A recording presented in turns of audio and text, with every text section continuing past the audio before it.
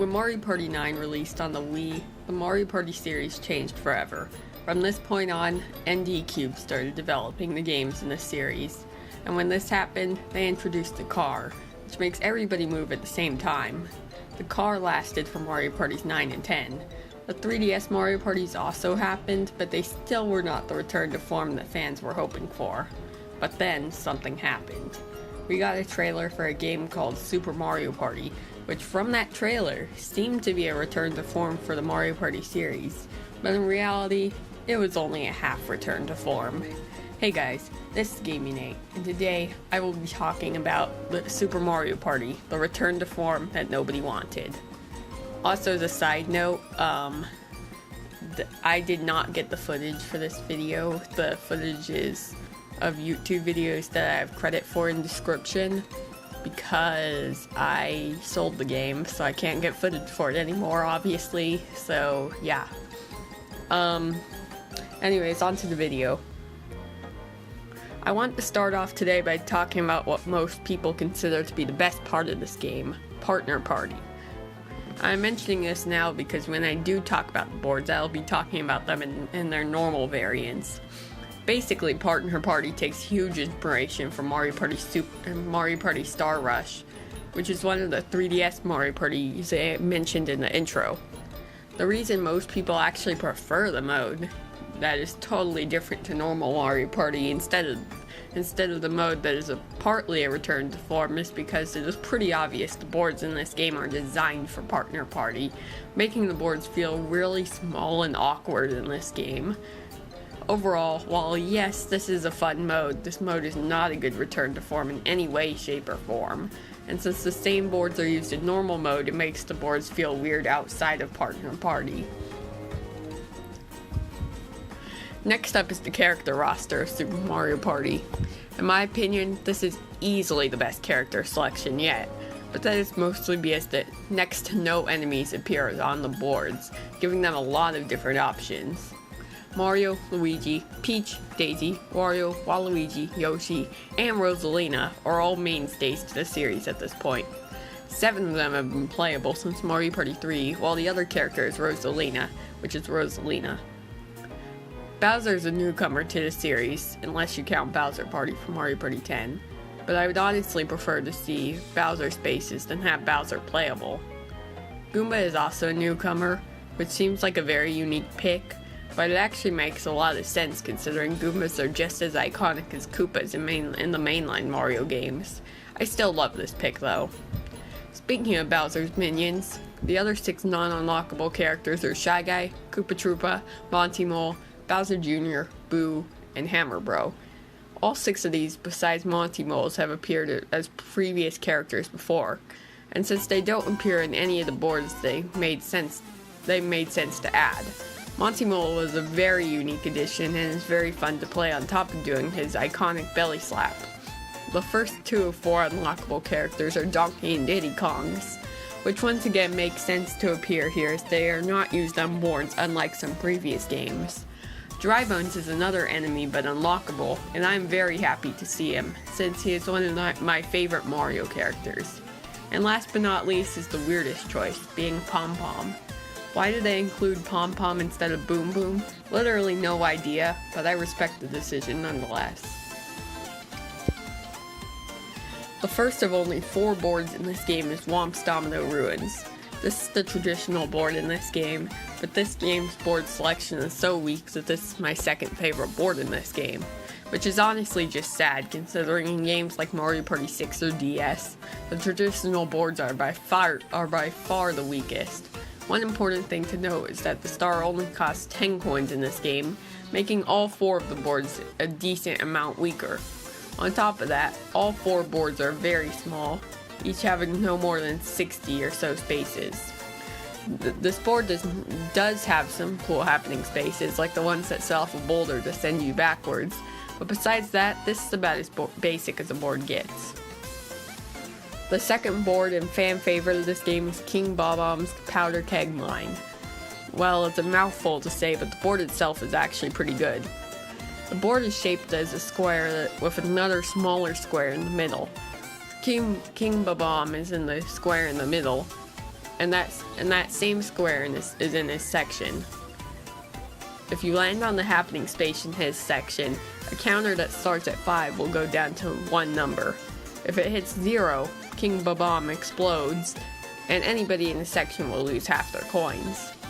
There are also some other good happening spaces, such as the one that allows you to switch to the bottom left of the board to the top right, or vice versa with a minecart, and the one that switches the conveyor belts in use. Overall, in my opinion, this is a better version of Spaceland from Mario Party 2, because there's actually danger of you losing coins once the countdown hits 0. Overall, this is easily my favorite board in this game. The worst board in this game by far is Mega Fruit Paradise. This is an island hopping board, meaning you travel from island to island trying to get to the star. Most people, including myself, have never been a fan of these boards, as they are very hard to control, and this board takes the already bad gimmick and makes it even worse. There are 4 different islands, and there are 2 different bridges to help connect the islands. You get to the islands that aren't connected by one of those bridges with a pipe, which you can only go through if you land on one of the 2 spaces per island out of the 11 or 12 spaces per island. This already sounds bad, but it gets worse. For the bottom bridge, after it gets crossed a few times, it collapses, and it does not get rebuilt. So that means if you're on the bottom right island and needs to get to the bottom right island, and need to get to the bottom left island after that.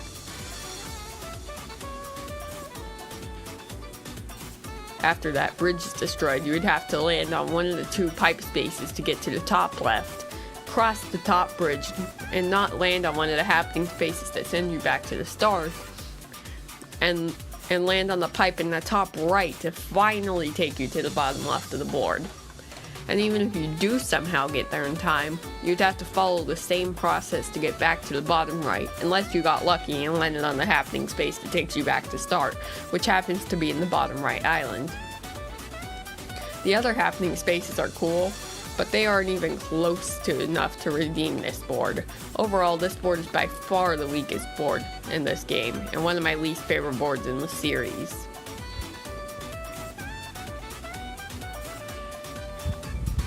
The last board in this game and only unlockable board is Kamik's Tantalizing Tower.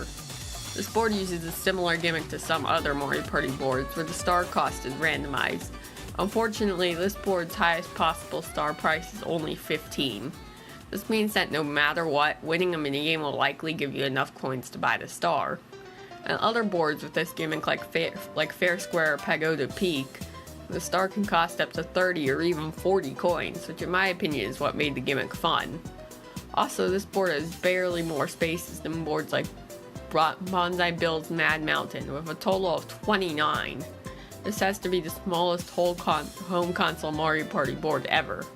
Some amazing boards like Horrorland have nearly 100 spaces, and this board doesn't even have a third of that. Western Land is a really popular board, and it has 114 spaces. I personally think it's too big, but you get the point.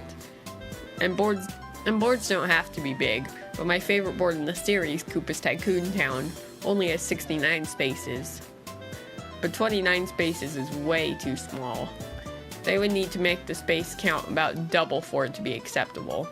Overall, this is my 3rd favorite board in this game, and it's slightly worse than Womp's Domino Ruins in my opinion. The items in this game are pretty traditional, but that isn't necessarily a bad thing. There are very common items here such as the Dash Mushroom, Poison Mushroom, Golden Pipe, and Custom Dice Block. However, there are still some fun, unique items, and those will be the ones I will mention.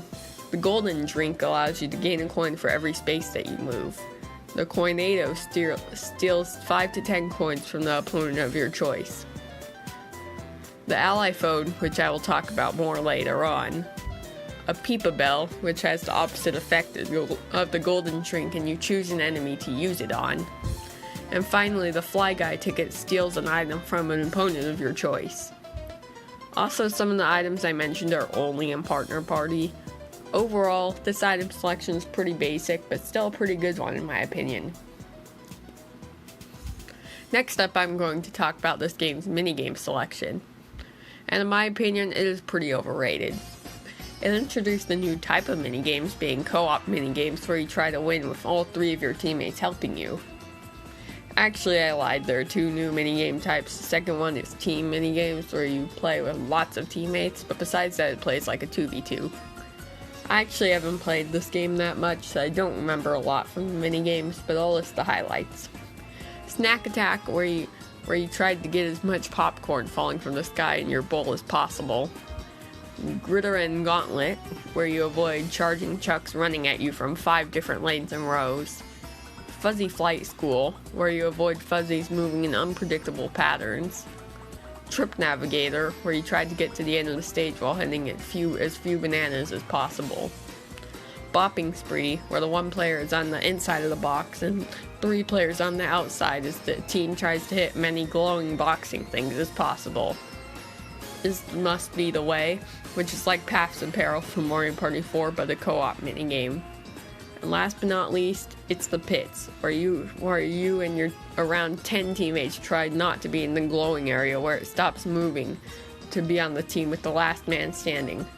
This minigame selection makes great use of the motion controls, but in my opinion it is not one of the best minigame selections. Now there's only one topic left to talk about, being the different features from the classic Mario parties that I haven't mentioned already. There's a lot of them, so I figured they deserve their own section. One important change that I have mentioned is that stars only cost 10 coins in this game, which I do not think is a good change. Similarly, dice are also 1 through 6, which is annoying, but since that's what they did for every ND Cube game up until Superstars, it makes sense. Now we're getting to the bigger problems. Every character gets their own custom dice block, instead of just rolling normal die. I don't like this because this means there's now an objectively correct character to pick, and for a game like Mario Party, it shouldn't be like that. And then there are also allies, which you pick up throughout the board, and they add to your dice roll of a specific character dice. This is a fine idea, but I'm just not a fan that there are multiple characters moving around the board representing 1 player. Also, the ally phone item I mentioned earlier gives the player an ally. And this part is not scripted, so hopefully it's not too bad, but I completely forgot to mention this in the script. You can only use Joy-Cons in this game because of the motion controls. The Pro Controller, it will just not let you use it. Which means there are problems with the Joy-Con drift, which isn't really a problem with any other Switch game when you can use the Pro Controller. Well, that's all I have to talk about today. Overall, this is honestly one of my least favorite Mario parties, ranking in D tier on my list, with very mediocre boards, average minigames and items, and mediocre new features. But anyways guys, this video is going to be done. Like, subscribe, and turn on notifications. Bye bye.